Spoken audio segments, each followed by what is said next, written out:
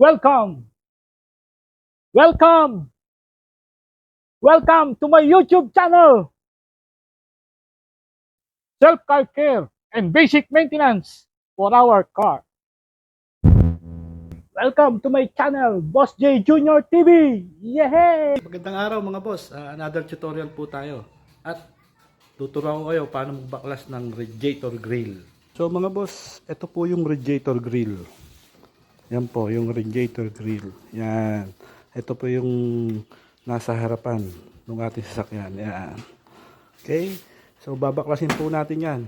Ang purpose po, bakit natin babaklasin? Para makita po natin ng clear yung nasa loob. Okay? Kung may mga trouble. Okay? Ano po yung nasa loob? Tingnan po natin. Nasa loob po kasi yung ating horn. Yan, yung horn.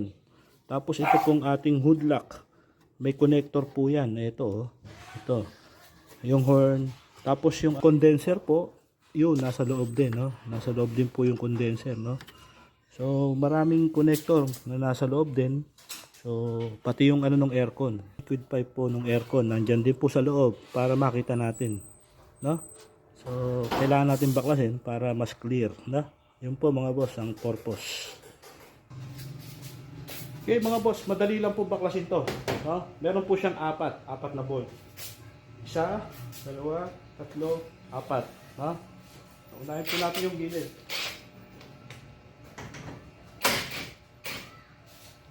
Isa. Dalawa.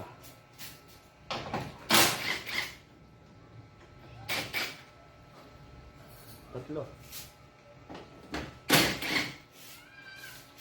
Apat. Then iangat po natin yung apat na bracket po na kinapitan ng bolt sa ibabaw. Then ipwesto po natin yung kamay natin do sa slot po ng radiator, no? Left and right po yung paghahatak. Okay, hahatak po tayo, no? Kailangan hard pull po yung gagawin natin. Yun. Okay na po. Yan po mga boss, makikita na po natin ng clear. Yan, no? Clear na clear yung nasa loob. Kasi wala na po yung cover na radiator grill. Yung radiator grill wala na. May mga connector po yan. Ayun. Tapos ito po yung connector ng horn. High pitch, low pitch. Tsaka yung condenser. Kung gusto nyo po linisin, pwede. Yan po yung purpose. Tsaka ito po sa aircon. No? Yung sa aircon. Yan. Okay. So yan na po mga boss. Okay. Salamat po mga boss. Sana nakabahagi ako kahit konting kaalaman. Okay? So, small knowledge have a big benefits to get. Okay? Follow and share na lang po mga boss. Thank you.